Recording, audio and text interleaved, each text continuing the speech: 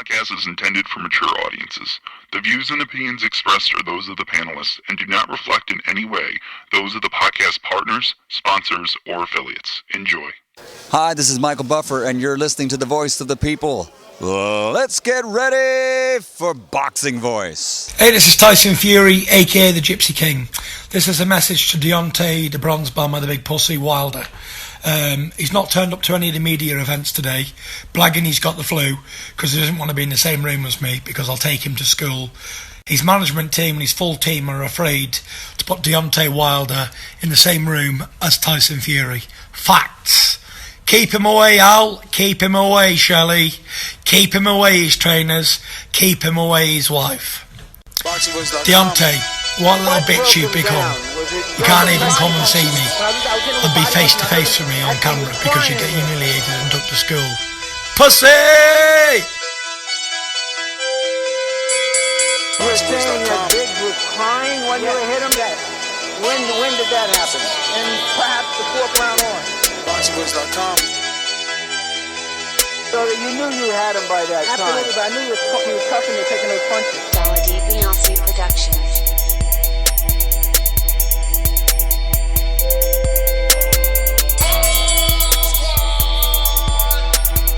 Making women gestures like, Let's go, champ. It's the champ. Shannon the champ. With the fake champ. Vitaly Vladimir Klitschko. BoxingVoice.com. I'm gonna treat him like he's a C+ fighter. I'm gonna dominate. I'm gonna dog this fighter. I'm talking about punishment.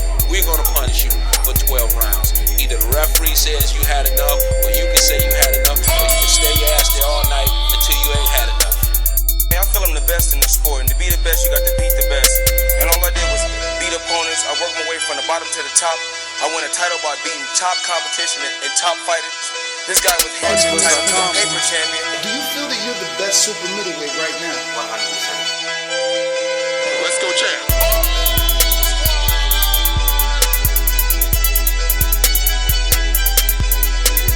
He can bring the pressure. He can box. I'm a true champion. I'm willing to go to his turf in Atlantic City. I'm going to step on him. I'm going to crush him. Y'all can mark my word to this. I'm going to crush him. He's a C+ fighter. I'm an A+ fighter. Come Saturday night next week, all the fans tune in because I'm going to dominate. This guy is flat-footed, swing wild. I'm not worried about who his trainer is because his trainer can't get in there and fight for him. Dazn Productions. BoxingVoice.com.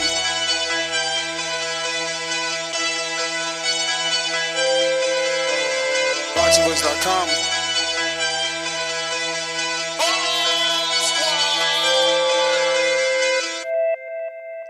What up, what up, what up? Welcome back, ladies and gentlemen. Welcome to another episode of the Boxing Voice Radio. I am your host, Nestor Gibbs, and I'm solo dolo, Scarface, no Manolo. Mike should be joining me around 5 o'clock, but we're going to be getting Javan, Sugar Hill, Steward on the show. Javan is going to be on the program. I just got to go ahead and connect them. So bear with me for some time as I do that and we get this thing started. Solo dolo, like I said. So rock out. Bear with me. We're going to get it done. It's all good. We're going to play a little Canelo for you. Canelo and Ruiz.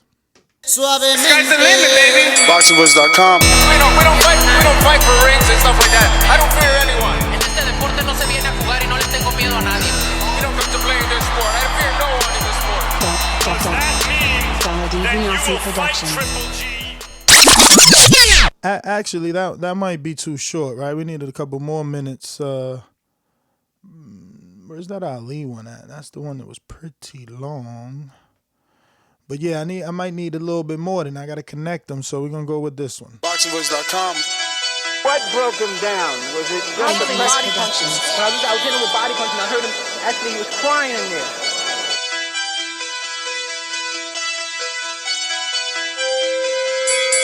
You're saying that Biggs was crying when you hit him? When did that happen? And perhaps the fourth round on? BoxingVoice.com. So that you knew you had him by that time? Absolutely, but I knew he was tough and you're taking those punches. Dazn Productions.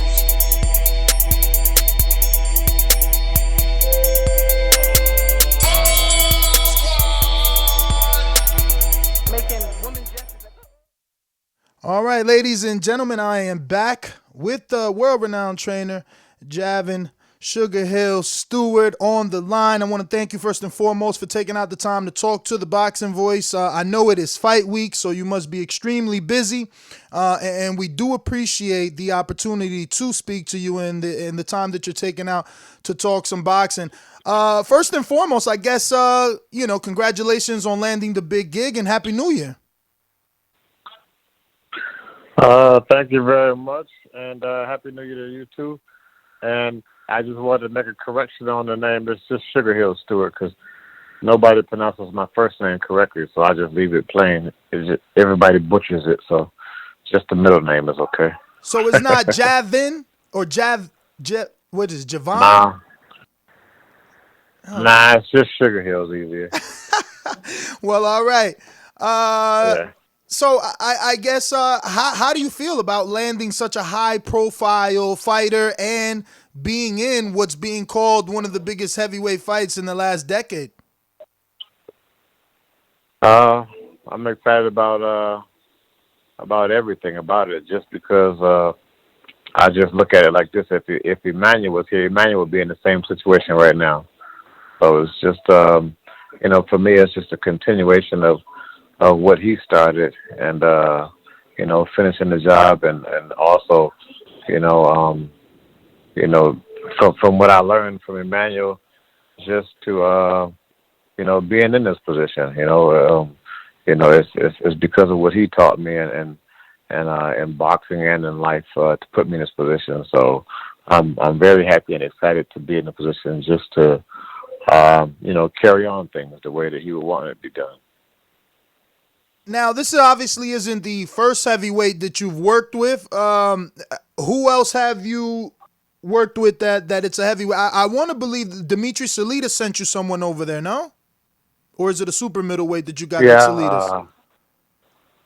No, I've got a couple of guys from Salitas, super middleweights, light heavyweights, super lightweights. But the heavyweight's name is Opti, and forgive me for not being able to pronounce his last name, but Opti is A-P-T-I. I don't know how to pronounce his last name correctly, so I don't want to try and butcher it. But I train him currently right now as well as a heavyweight, and Kali, the gunner from Iceland, I train him as well as heavyweight. Were these guys used in the Fury camp, or did you bring in separate sparring for Fury? We had total separate sparring in this training camp. How's that work? Those guys were scheduled to and had fights coming up, so they weren't able to be in the camp because they had fights of their own. Now, how's that work with such a high-profile fighter? I mean, from what we can gather on the outside looking in, Fury pretty much runs his camp. Seems to, walk to the beat of his own drum. Is it easy dealing with Tyson from trainer-fighter aspect? I've never known Tyson Fury to run his own camp or go to the beat of the drum. When I was brought in, he told me I would run the camp, and that's the way it's been. From knowing Fury in the past, I've never seen him as a run his own show kind of guy. As far as training camp, he's always been a person to listen to who's teaching him and who's helping him. So it's just hard for me to see that in him. Well, what I mean is that he hasn't really stuck with a trainer. He's been with a few guys for a few fights and continuously move on, which I don't think there's anything wrong with that because you're picking things up along the way. You take this is a business. So, I guess, what Tyson is doing is making a business decision. And if, sometimes people are afraid to make the right business decisions, then, it'll affect their careers. And, vice versa. If sometimes you make a business decision and it affects your career in a negative way. So it's just, another chapter in Tyson's life, in his career in boxing. making a switch, and having me brought in as the head trainer for him now. And you don't take it as any pressure that you're being brought in as the guy that's going to help him get the knockout? You know what? In a good way, I've always put pressure on myself because I like to win, and it's pressure for myself, regardless of whoever I'm in the corner with. I want to win, so I don't feel any extra added pressure by training Tyson Fury at all. I put the same pressure on myself for my amateur fighters. A fighter, having his first amateur fight. It's the same kind of pressure for me because I just want to win. I'm such a competitive in my teachings and coaching. I want to win, even outside of boxing. Whatever I do, I just want to win at it. So I put that pressure on myself, not let anybody else put that pressure on me because of who they are or, I guess, the magnitude of a fight or something like that. So I feel like if I put that same energy for it, it's going to carry over to whatever event. I don't have to really change up or do anything different like, this is a big event. Now it's pressure. No, it's the same pressure. I give everything I have to training and coaching and teaching the fighters, and it's going to be the same. It's the same for Tyson Fury. Is Deontay Wilder taking the trainer change of Tyson Fury too lightly? He seems to be writing it off as nervous energy. He calls, changing trainers, changing camps, the two, what he likes to call soft touches, while Wilder, again, what he likes to call, he went through the fire. Is he writing it off as, like I said, nervous energy, or is he overlooking what you bring to the table? You know what? I mean, as far as what I feel he thinks or what, someone else may think he thinks, and then how I feel about myself, those are just opinions, and they could be right and they could be wrong because that could well be a possibility with someone, having a new trainer and maybe things aren't going right and they're looking for something or nervous energy. All those things could be true. I can't, naturally I don't feel that way, but but he does, and if that makes him, and if that's his, his perception of it and how he feels, it's affecting Tyson Fury, then let that be something to guide Deontay Wilder. But for myself, I know my abilities, and I'm always going to be confident in myself and the person that I'm working with because I know what I can bring. I know what I'm doing. I know how to train a fighter. I know how to look for certain things that I was taught to look for, and it's something that I've been doing since the beginning of my career as a trainer, and that I continue to do because that's what I was taught to do. I wouldn't go and change anything else that I'm doing because obviously it works and it was the right thing. It's the right thing for me to do. Without going into so many details on what I do.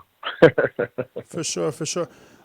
Do you take any confidence in the fact that Wilder was down so many rounds? Again, he doesn't believe that. He says, man, I look back, I watched that fight. I don't know why people keep saying I was down 6 rounds. I feel I was at least up 4-2 at the time of the knockout of Luis Ortiz in the rematch. But as a trainer, did you fall in line with the public and the media that felt he was down 6-0? And do you take confidence in the fact that Luis Ortiz was able to gather up so many of those early rounds? I know that was long, but I'm going to be honest with you, Nestor. I just watched that fight probably 2 days ago for the first time. Just watched it. Had never watched it. Just thought I should just watch it because that was his last fight. It doesn't have anything to do with Deontay Wilder fighting Tyson Fury the way I saw it, and didn't think it would before I saw it. As far as Deontay Wilder being up in the fight, no, I don't think he was winning that fight with Ortiz. But when you have close rounds and you have judges You have different person's opinions and different outlooks on things, and these are the kind of things that I try to stay away from by training. Whatever fighter I'm training to get a knockout, because then I don't have to worry about those judges and other people's opinions. They can have those opinions, but when the knockout is in the end, you can throw those scorecards away. They mean nothing. But Mr. Hill, are you guys really going for the knockout? Like, a lot of people think that this is just Fury playing mind games. They're like, why would you give up your biggest attribute, which is being the better boxer? Yeah, I guess you can. And like I said, everybody has their own opinion for it. So, yeah, I like knockouts. My uncle loved knockouts. I love knockouts. Tyson Fury wants a knockout. I say if you don't go for a knockout, you go for boxing, like go just to outbox Deontay Wilder. If you fall out short, what do you get? You get a draw, or you get a loss. But if you go for a knockout and you fall short, there's a very, very big possibility that you could win the fight still. There are chances when you get in that ring as a heavyweight more than any other division, because that's the big daddy division of them all, the grandfather division. That's the heavyweight division.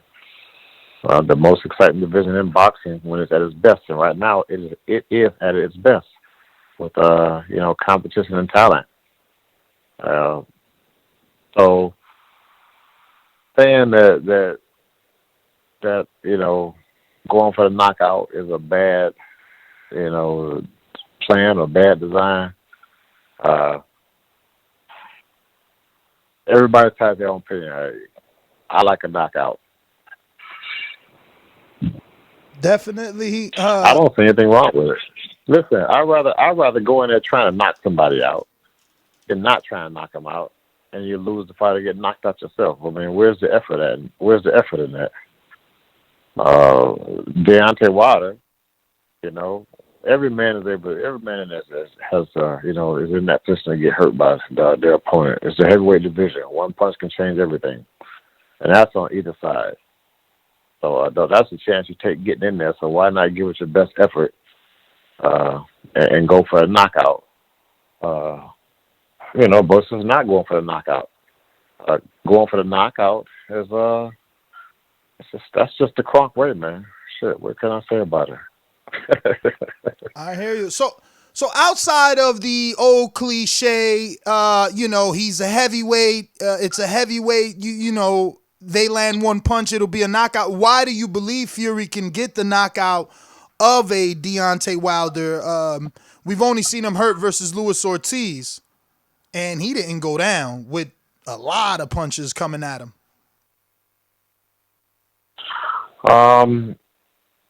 I feel that way because if a person can get hit clean, then maybe you can make it. I believe in you can make an adjustment. A lot of times with punching and stuff, it's timing. So if Wilder's a person that's getting hit, if you can get hit, you can get hurt. Definitely. Now, I mean, I kind of ask you this, but I guess I'm rephrasing it in a sense because isn't this Wilder's strong suit? Isn't this what he wants? Someone that's gonna be there to get hit? You would assume, moving away from the power puncher is how you're gonna negate him instead of coming to him.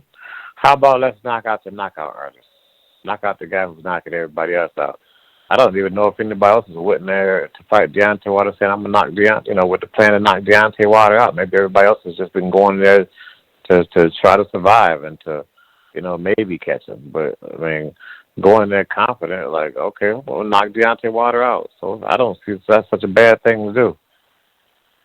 I rather, like you hear most fighters say, and people say, we'd rather go out trying than not try. All right. The first fight was a draw. The first fight was a draw. He didn't try to knock him out the first fight. But did you believe it was a draw? If a person goes in there with you know what? It doesn't matter what I believe because you got judges. You got judges involved. I mean, so many. You and I know so many people thought that it was Tyson Fury the winner, and you have some people that thought Deontay Wilder was the winner. So I mean, that's you got some kind of discrepancy there. Everybody doesn't all agree. You get the knockout, we all agree who wants to fight. Definitely. Dangerous game, though. Again, outside looking in, you're going in with a quote unquote or self-promoted baddest man on the planet. I don't know. Look, I've always thought Tyson was going to be Wilder's toughest fight, and it was because of his, herky-jerky style. I used to call him the heavyweight Mayweather, the way, or at least Ali, the way he moves on his toes. I guess sitting down on his punches, because I did see him hurt Wilder. I was just in the camp. I interviewed him, and, he doesn't believe he was hurt. He says, what we see on TV doesn't really translate to what's happening in the ring. I thought Fury hurt him, and I'm just assuming Fury doesn't really get the proper leverage because he's on his toes defensive-mindedly. So I'm assuming you're trying to get him to sit down on these punches, be a bit more flat-footed? Tyson Fury has 29 or 30 fights, 20 of them knockouts. That ain't bad. So it's not like he hadn't knocked people out and stopped them in the fight. It's not like he's got 30 fights with 3 stoppages. That's totally different. This man has 20 of his opponents have been retired. Yeah, I mean, he did stop Christian Hammer, who I don't think anyone has done yet. So it's not like he can't punch. This is a heavyweight division. These guys are over 200 pounds. That's why the division is such an exciting division, because at that weight, anybody's vulnerable to get knocked out. That's the way it's been through history. That's why that division is the grandfather division of them all. He was even small guys that wasn't even at that weight limit could compete in the heavyweight division, and that's what they used to do. It didn't matter. It was no weight limit up or down to fight in the heavyweight division. Now, you can go in there and compete if you want to. What's the difference between Dominic Brazil hiring a high-profile trainer in Virgil Hunter, the same camp as his fight with Wilder, than Fury hiring you as a high-profile trainer, the same camp? Isn't it better to go into this type of a fight at least having a camp under your belt with your fighter? So I'm going to be extra funny because you asked me what's the difference between Dominic Brazil doing something and Tyson Fury doing it. Well, Dominic Brazil and Tyson Fury are two different people totally, in every kind of way possible. Boxing, experience, a lot of things. So to answer that question fairly, I would have to be almost not answering that question, but being kind of smart, because it's not. Comparing those two fighters is not, it's not fair to give an answer off of that. Well, I mean more the situation. Me and Tyson Fury have had. I mean more the situation where. Me and Tyson Fury have worked together in the past, so this is not something that's just brand new. Just hi, I'm just meeting you, or we're just not working together. 2010 we worked together, for a few weeks, and then we went to Austria and training camp with Vladimir Klitschko and worked together for 8 weeks. So this is nothing new at all, period. I gotta ask, man, were you? Tyson Fury. I gotta ask, were you in the gym? Tyson Fury has been part of the Crunk team. I gotta ask, were you in the gym when this infamous sparring session took place with Wilder, where some people say he was dropped by Vlad, some people say he was given a bonus by Vlad for being the best sparring partner? Do you know anything about this rumor? Well, the only thing I know is that I wasn't there, but I've heard the same thing that everybody else was hearing. I've heard this. I wasn't there those days. I came in, and I didn't see that with my eyes, no. So I'm not going to be the one to say that. All I can do is go by what I was told, and what everybody else has been told is the same thing. I was there when Deontay Wilder and Vladimir were sparring, and I didn't see Wilder go down, none. And can you confirm or deny if Can you confirm or deny if he received the bonus for being the best sparring partner? Did you know about anything about that? I cannot deny. I mean, I cannot confirm that at all. I have no idea about that. I don't know. But all right. So That would be. I think. Hey, I think that question's out of my pay grade. I don't know anything about that. I hear you, but it's man. above my pay grade. I don't know anything about that. I mean, let me I ask you, but let me rephrase the question. Do you remember your uncle being the type of person that would offer a bonus to a sparring partner if he gave a little extra in the gym? Not exactly like that, because Emmanuel didn't handle that with Vladimir. If it was one of Emmanuel's fighters that he managed and things like that, then something like that would be very possible with the way Emmanuel's characteristics and how he treated people. So yeah, that wouldn't have been a thing that would have been Emmanuel's call at that point. Well, with Deontay Wilder receiving some kind of bonus, that's actually the first time I've even heard of that. But people were offered extra money in training camp with it used to be a little thing like, okay, if you hit Vladimir, you get $100, something like that extra. Or, if you do something special, then yeah, you would get some kind of reward or something just for, making the work that much better for Vladimir. And I know this was done with, some of the big fighters and some with the small fighters. I can't exactly tell you the names of who it was done with, or if it was done, if that was even offered to everybody. But at some point, it was an offer. I know personally from some of my fighters actually sparring with Vladimir that if you can touch him, hit him in the face, and yeah, you would get some extra, for however many times you hit him. Nice. All right, so before we let you go, we got some questions from the people. If it's anything that we've already discussed in the interview between you and I, we'll just give the guy a mention and keep it moving. Brandon in Cincinnati says, with you carrying the name of the greatest trainer of all time, do you feel pressure to win big fights?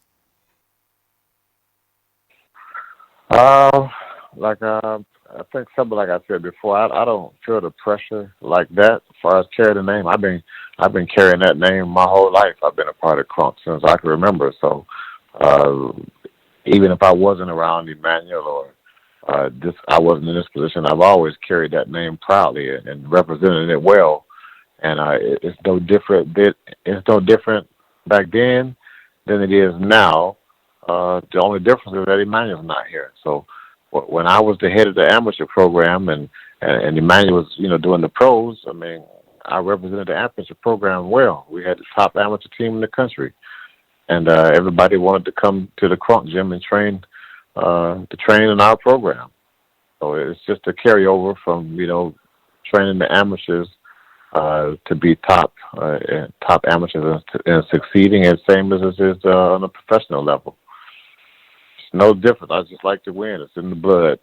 Win. Matt Garces in Plainview, Texas says, how did you see Wilder Fury 1? If you scored it, what did your scorecard look like? I saw a close fight in Wilder Fury 1. I can look at the fight over and over again, and you're going to always see something different and start making different judgments and different opinions.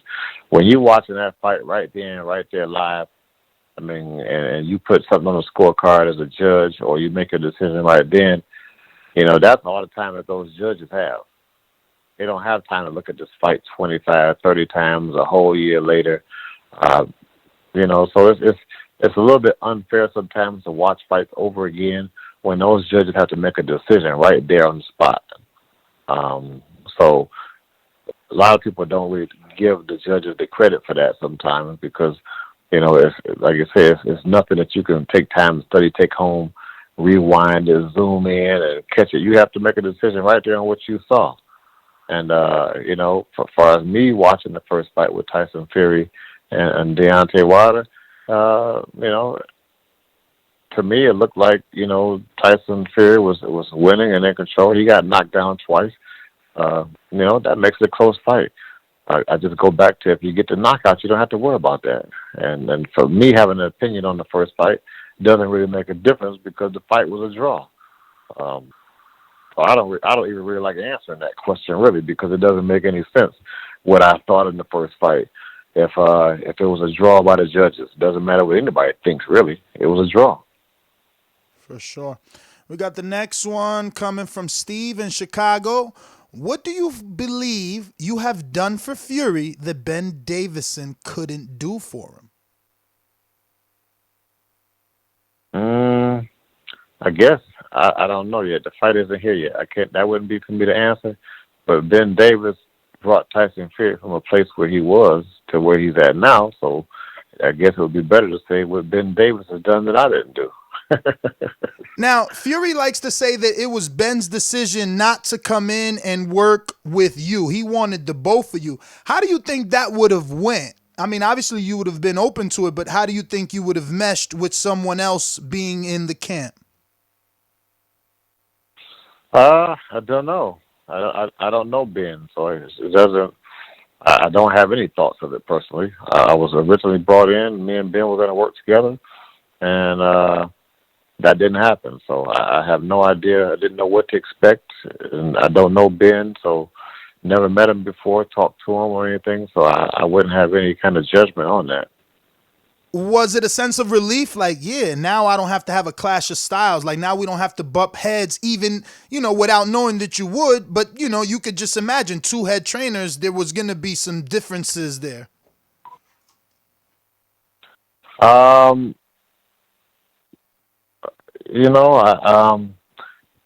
see what you're saying in that, but that's not how it was. I was going to be the head trainer as well when I came in there. Ben was going to be there as well. So yeah, I don't think it wouldn't have been two head trainers. So, well, I mean more in the sense that there wouldn't have been any buttons, but obviously you ain't gonna butt heads if you the head, and he's gonna have to follow suit. No problem. Moving on to Ruin the 504, New Orleans. He says, without giving away any detail, have you seen any holes in Wilder's game that you plan to exploit? Yeah, I see holes in everybody's game. Everybody makes mistakes in boxing. Even the top fighters, everybody makes a mistake. It's just how you correct them, if you know what to correct and how to correct them. Yeah, everybody in boxing makes a mistake. You see the best fighters make a mistake, and then you see the best fighters actually correct that mistake, knowing that they made a mistake. So yeah, there's holes in everybody's game. Everybody in boxing. Nobody's exempt from that. All right, we got, and that's not giving away any details.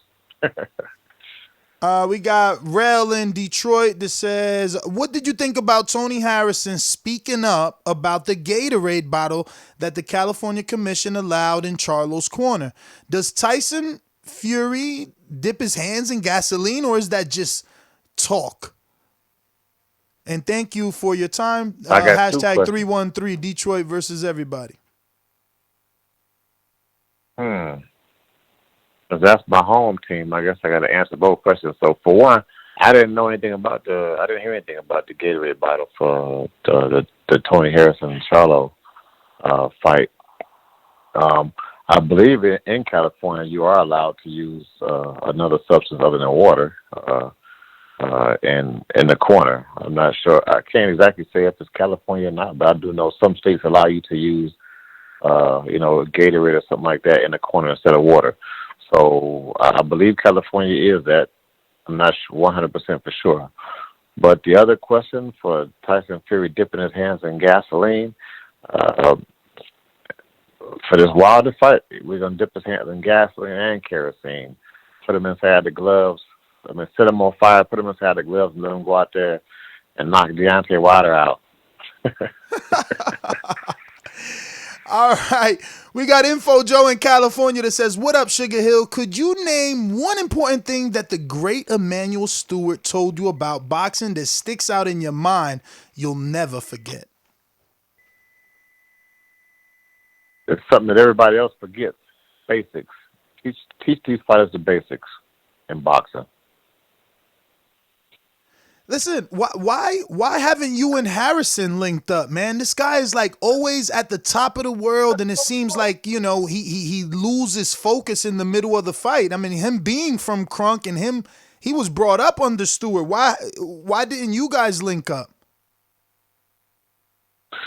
Tony hasn't always been with Crunk. He started off with his father trained him, Ali, and they have a gym. Henry Hank was the name of the gym. Tony Harrison started boxing with Crunk at the end of his amateur career. When Emmanuel, noticed his talent and brought him onto the team, and then soon after that, Emmanuel turned to professional. So, if Tony wants to be with his father, that's perfectly fine. That's who brought him up and started him. That's who brought him up and started him. And I can remember he told me one time, and I respect that 100%. He says, "I'm going to stick with my family. Either we make it together or we don't make it together." And that's something that's respectable. You have to respect that. To be together through the good and the bad, the happy, the sad, and we're going to make mistakes together and learn from these mistakes and make it. And Tony has made it. He defeated Charlo, the first time. The second time it wasn't. So that's 1-1. If those guys happen to fight again, that would be a great fight again. And, from the loss Tony Harrison had with Charlo, I'm sure he learned something from that fight that would help him in the next fight if those two were to fight again. In life, you learn, and in boxing, you have to learn. You have to keep learning in everything in life, in order to keep growing and to live. Next one is from Frank, who says, "What is the difference in the power and role of the trainer now and in the Emmanuel Steward time, and why is it better or worse?" The time in boxing now is changed. Back in the days, fighters were punching harder to me. They were taught different. I believe it was just a different time where, things in boxing that was taught was there, it was more emphasis on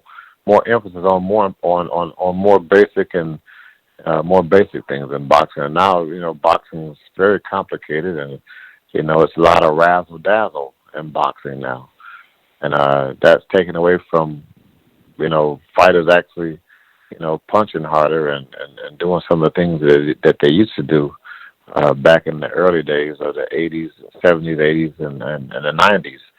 The boxing has just changed. It's evolved. So, just like any other sport, the athletes have changed. Everybody's bigger and stronger now. In every sport, you're looking at 6'6", 6'8" basketball players who are guards now. And basketball guards used to be 6'1", 6', 6'2". Some of them even 6'8", as being a guard, bringing the ball up the court. Everything must evolve. Everything must change. So, what do you say to the Eddie Hearn rumor that Fury rolled his ankle in training?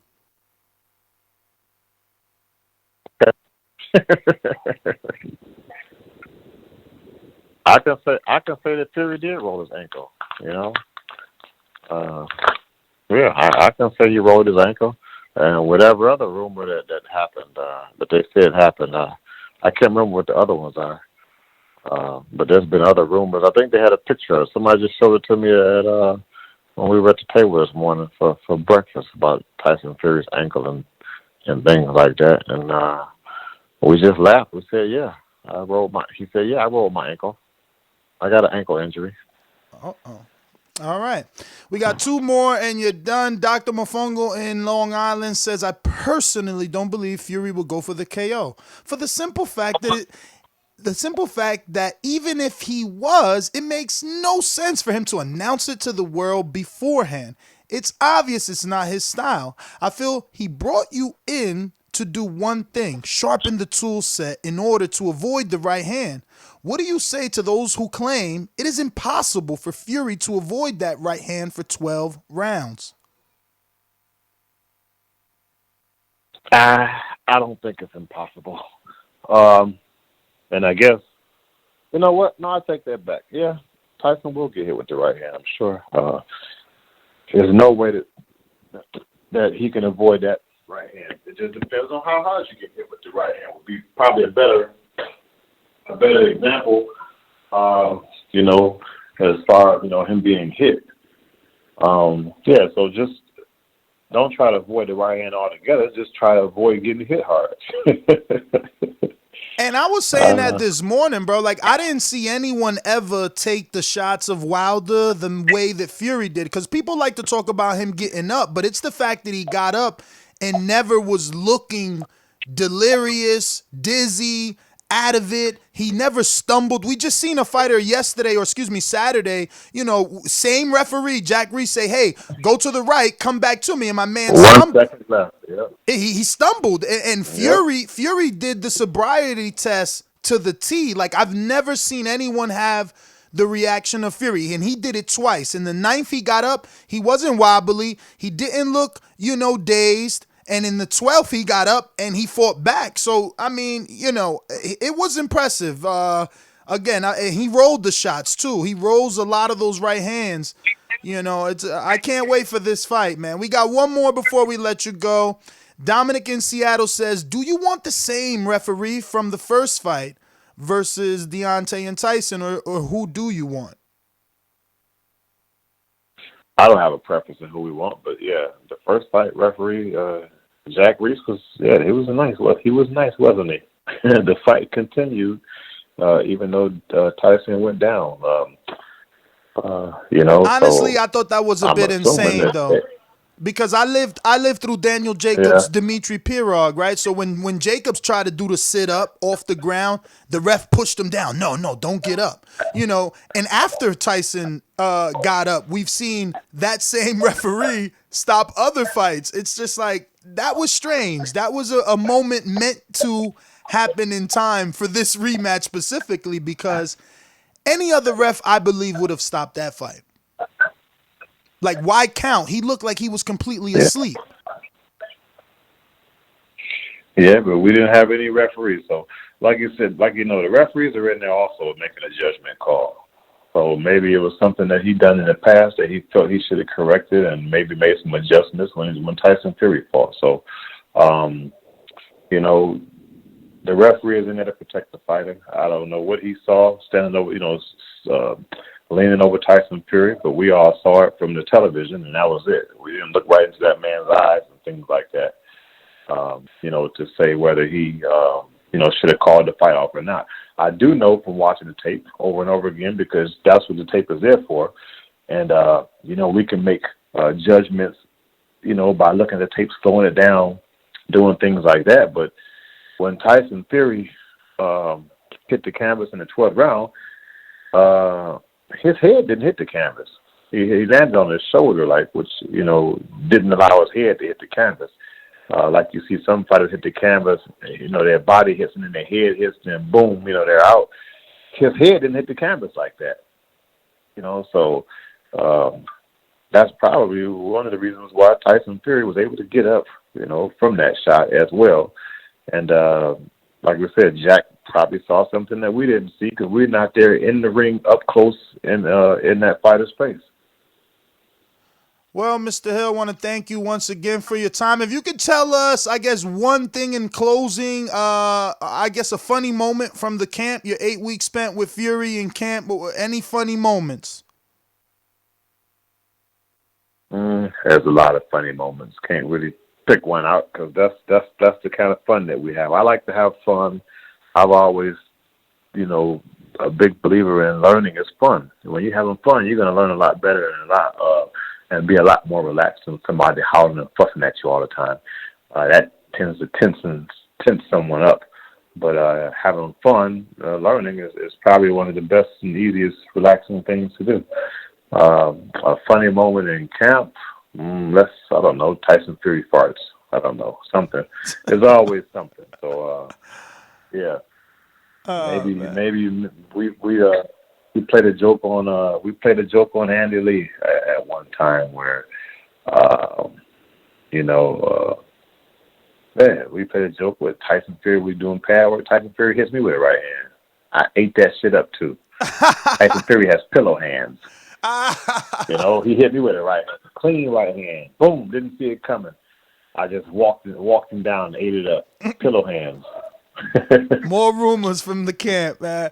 Mr. Hill, man, I want to thank you obviously for your time. We do appreciate it. If you want to No, that's not a rumor. Tyson Fury, listen, that's not a rumor. That's the truth. Tyson Fury did hit me with a damn right hand. Bam. Right on the chin. Yeah, I just took it. Well, I don't know, man. If that's not a rumor, if he can't put down the trainer, that's not looking good for the home team. Well, shit, maybe I should be out there fighting. Hell yeah. What's your height? What's your height? What's my height? Yeah. My height, I'm 5'9". Ooh, you can't be no heavyweight, Mr. I'm Hill. like Mike Tyson. I'm like Mike Tyson. Mike Tyson wasn't a big heavyweight. Yeah, Mike Tyson was Mike young. Tyson was putting him out. He was young, though. He was very young. I'm young. Well, I don't know what you're trying to say about me. I'm young. I mean, you got to be in your upper 30s, man. 30s to 40s right now. Yeah, you can call it what you want. I'm young. Hey, man. Well, thank you again for your time. If you got any social media, please give it out at this time. We do appreciate you. My social media, I got rid of it, most of it, but I still have an Instagram. So what is it? It's Crunk. It's Crunk Sugar Hill, Kronk Sugar Hill, and yeah, that's about it. All right, that's brother. about it for me. That's enough social media for me because that stuff takes up too much of my time. I find myself on the social media over 8 hours a day, and I said, shit, it's like having another job. And I didn't have another job, so I stopped being on social media that much like that. It didn't make sense to me. Man, I live my life in the gym. I do my work in the gym. Nah, I hear you. And let that work speak for itself when it's fight time. Hey, it has I can't been be on social media like that. It has been. You landed the big fight, man. And if you get a win here, oh my God, the legend definitely continues, huh? The legend continues already. It's not if the legend's already continuing. I'm just saying. We both know you get this win, you gonna go from 12, 20 fighters to 150 fighters trying to get up in there. Not that you have the time for them, but they're gonna, you know how it is, man. Kevin Costner, if you build it, they will come. Yeah, that's what I was taught as well from my grandmother. You build it, they'll come. We want you to get Tony back, built, man. You know? We want you to send a message to Tony and his father. Just have him come over there, man. Like, help him out. It's not over for Tony, man. He got a couple of rematches he could do. Let me tell you something right now. That's not my junk. Save it away so you talk to whoever it is now. Uh-oh. You put it in the bin. Hello? Yeah, go ahead. Gym wars right now. What's going on? Yo, tell him you took Tyson Fury right hand, man. Tell him you took. Hey, tell him you took Tyson Fury right hand. Can't nobody mess with you. I did. I took it. It's on video. I'm on video, and everybody saw it. Oh man, you gotta leak that. You got it. I don't gotta leak nothing. You can leak it. I wish I had it. I ain't got that. But Mr. Hill, man, we're gonna let you go. Thank you again for your time, and wish you the best. All right, thank you. Have a good day. You too. There you have it, ladies and gentlemen. Sugar Hill Steward is what he'd rather be called. I mean, why is that name so hard to pronounce? I thought it was Javan, right? And I guess it's not because I'm pronouncing it like I-N. So is it Javan? Javan? Could it be pronounced Javan? I don't know. So let's get out to the people, man. Let's do this. Who this over here? Who this over here? We got the Boomerang in the building. We're going to go out to the sponsors real quick and open up these lines. Don't forget, we'll be back at 7 o'clock with DeMarcus for Surefire D. He's going to be doing his Unguarded Border Wars interview. And then we'll be back at 8 o'clock with Donnell Fernandez, who's also going to be doing his Border Wars Unguarded interview. Remember to rate us 5 stars on iTunes. These calls are brought to you by El Camino Electrical Services, experts in electric vehicle charging stations. For consultations and turnkey installation, visit us at elcaminoelectricalservices.com. You know how these bitches is in the sport. Total disrespect. Kid has no class, no style at all. I'm a gorilla, I'm a dog. I'm a dog, I'm a gorilla. The smartest thing you can do is to stay away from Derek. It can't be the boogeyman if I'm chasing. What you want to bet on? You bet 100,000 on that. Let's bet $1 million. Easy. Let's bet $1 million. Yo, what up? What up? How it sound? Not bad. Alright, I'm working, so you gotta work with me. That was a great interview. Dude definitely got a great personality. So I'm sure him and Tyson Fury having fun in that camp. It was very hilarious how they make joke about his pillow hands. I don't know if it's true or not. I just really think he's baiting it in and kind of like trolling on the slick about people always talking about Fury pillow hands. I also think he's selling a hype of Fury knockout as well too, because I don't still believe him. I do believe that he did give it Sugar Hill to tighten up some of his boxing ability so he could favor better on the outside with Wilder. But like I said, great interview. Pretty much that's all the show. That's all the show was about, right? That's it. All right, that's my first then. All right, we going to Ringer. Josh, talk to me in North Carolina. What's up, Ness? Hey, salute, man. That was a great interview, man. Hey, yo, yeah, I like Sugar Hill, man. He seemed like a good trainer. Hey, I think it was very telling them when you asked him. Then he looked back at the Wilder fight, the first fight, and he was like, "Yeah, but my opinion don't matter." I think that was telling me, yeah, he think Wilder won, but of course he's not gonna say that because Fury is, he works for Fury. But yeah, I like that interview, man. Keep it up, Ness. I'm out. All right, brother. Thank you for the support. You already know. We going to DH in the Bay.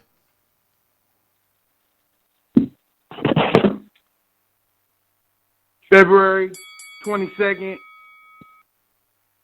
Deontay Wilder is back. Get your pay-per-view money ready. Get your tickets ready. Get your flights. If you ain't on it, the most electrifying fighter is back. And I want to say, it's time y'all start appreciating Deontay Wilder. All these knockouts that he didn't gave us, and he's continuously giving us. Give him his roses now. Put your claim in now. Deontay Wilder is the truth. Don't come after he handled his business talking about, "Oh, Deontay, I always thought you was number one." Nah. Put it in now. It's Bomb Squad. State your claim. Now.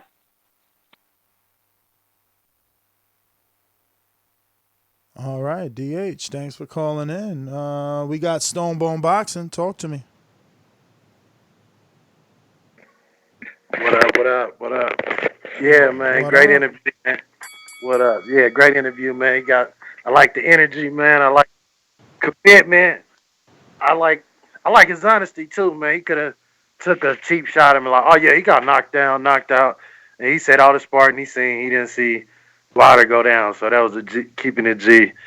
And I don't know what's up with the Tony Harris situation, man. He better get on over there and at least let him. Give him. It's at this point, it don't hurt for Dad to be the backseat the backseat trainer and let him be the lead to see if he could do some, maybe get him over the hump. And that fight, it's just getting bigger and bigger. I feel like, man, at first I thought they was crazy when they were talking about 1 million buys and 2 million buys and shit. My girl even like, "Hey, you buying the fight?" I'm like, "What fight? Wilder?" I'm like, "Oh shit, it's official now." My girl talking about buying the fight, so this shit's probably about to be big, y'all. I'm gonna catch y'all later. All right. Yo, listen. I love how he says his girl he's gauging it off his girl. Like, damn, if my girl, is asking about the fight is big. But I think that we influence all our women. Like, my girl's into boxing now heavy. Like, it's funny too sometimes to hear them react to the punches. But I get what you're saying, man. Everybody's talking about it. I went to the gym today, bro, and they was, yo, word is born, bro. I was arguing in there because they think that he's gonna lose in that gym, and it's just like, bro, y'all ain't even accomplished what he accomplished. Like, you know what I mean? Like, it's crazy, man. Saturday is gonna be a very, very, very, very good, important day in boxing, man. It's gonna make some headlines for sure, man. I can see that. I can't wait. I'm gonna be here live fight chat. You already know, man. I hope this thing don't take forever. I'm gonna have to drink mad coffee because I ain't trying to fall asleep. But yeah, man, it's going down. It's fight week. I hope it just produces that excitement we looking for. So interesting that you come across like a nice guy, but you're really a piece of shit. Hey, with that comment. Come on. That was a piece of fuck you. That was a piece of shit. We're doing live TV. Man, I don't care. What you gonna do about it? I'll kill this mother. Why do you have to talk like that? Well, I'm talking to you the way I want to talk to you. You have a problem? Turn off your station. I'm the best ever. What's up, Mike? Ness. What's up, Mike and Ness? Mike on this call? Nah, man. He busy. All right. Well, quick question, Ness. You was in the gym with Wilder when you watched him work out, and then he hit the mitts with JD and all them. Do you ever see Wilder like throw a jab to a body? Like, you know how you jab up top? Yeah. He stab jabs. Nah, he stab jabs. He stab jabs, but he bend down when he stab jab, right? Man, I don't know, bro. I can't. I think because right, I think he might lean because remember his stance is wild, but I can't say that he doesn't bend down, man. Check the shadow boxing that he does. I guess that's. I thought I saw it with, but this is my question to you. And we were talking about it on the after show. You think in this fight, you think he need to throw more shots to the body to set up the right hand to land over top? Nah, man. Like I said this morning, he's gonna throw to the chest. Okay. The jab said that too. The jab is going. The jab is going to the chest in the camp. You know what I mean? They put the dots. It was on camera, so I ain't leaking nothing. And they wanted him to punch in the middle of them dots, not at the head. Okay. So the chest, the jab is going to set up. But I gotta let you go. The jab to the chest is going to set up the right hand to the head because it's just going to follow. Trey, talk to us. I mean, in theory, right? Easier said than done. That's why we having a rematch. That's right, Ness. I was just about to tell you, Ness, man. You letting too many secrets from the camp go. But I heard you say it was on video. I guess I didn't catch that one. Yeah, that's on video. I ain't got nothing to do with that shit. Man, for some reason, YouTube been playing with your notifications, man. I didn't even hear nothing about the show until it was the interview was damn near over. It was a very, very late scheduling of the show, and I think what happens is when I had it unlisted, right? Like because I knew it was gonna happen, I just ain't know when he was gonna be available. It was supposed to be 3, it ended up being around 4 something. So yeah, I don't know, maybe because of that, but yeah, Twitter, man, Twitter. Oh, I always tweet it out. I always share it on Twitter, on LinkedIn, and on Facebook.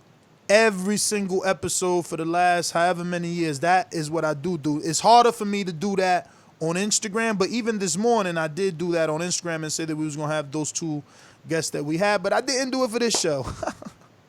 Hey man, what I was gonna say, I just can't wait for the fight. I'm glad I'm on the West Coast, so it won't be fucking midnight and I'll be all sleepy missing shit. I know, man. I hate that. You know what I'm saying? I wanted to go to the fight, Ness, but damn, they want $1,000 for the nosebleeds, man. No, I know. Listen, it's a big fight. People don't understand that the money's in America. Yeah. They want to talk this Toffert Stadium and this O2.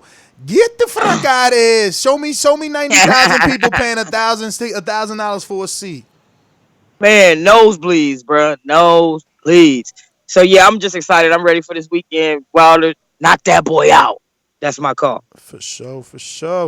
Thank you for calling in. If you're just tuning in, don't forget to hit the thumbs up button. Hit the thumbs up button because this is your second show today. Hit the thumbs up button because this is a interview with Tyson Fury's trainer. Keeping the balance here since they say we're biased. Hit the thumbs up because the people got to ask their questions. I mean, come on, hit the thumbs up because you want to support the show. We're going to go out to Seattle. Mr. PBC, baby. BoxingVoice.com. I'm the flyest. Canelo talking about he believe he can win. Go to my kitchen. Get the sharpest knife. Cut the bullshit up. I don't care what you do good. I do every fucking thing great. Mr. PBC, baby.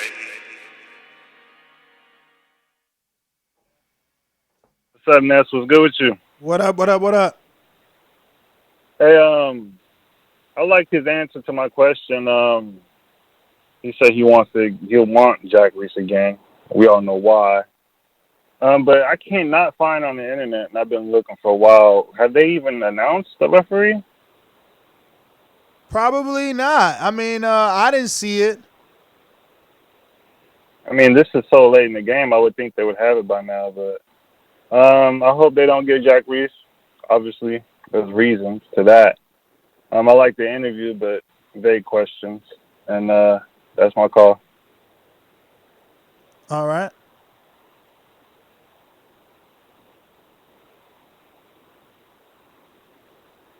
Let me see here. We got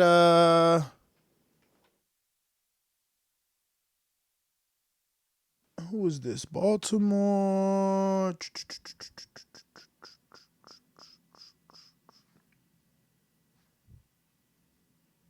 Is this a new number? I thought I just seen this. Yes, this. Oh, there you go. Victor in Baltimore. What up, champ? Hey, how you doing, man? I'm good, brother. How are you? I'm alright. Well, nice one you putting up there. I love the interview, everything. Yeah, and to be honest, we gotta give Wilder the respect for his power. But aside that, we're gonna say a huge cracker on Saturday night because I won the undisputed fight, and I just want whoever comes out victorious on the night turn towards Joshua and let's make this undisputed fight. And I want you, Ness, and any other boxing station, let's put this pressure on this guy. We want to see the undisputed fight next. That's my call.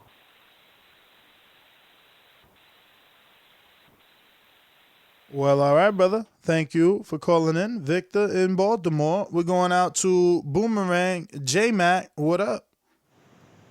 Hey, give my boomerang to JT. Ain't got too much on this topic. JT. Yeah.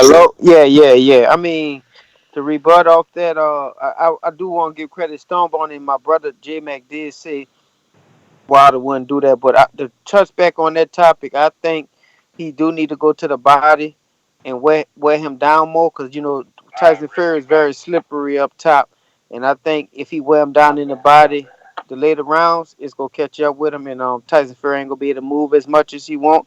And now he's going to be anticipating. He got to watch out for the body shots. And I think that's going to open it up clean for him to catch him with the right hand up top. I mean, that's why I'm thinking he still needs to go to the body more.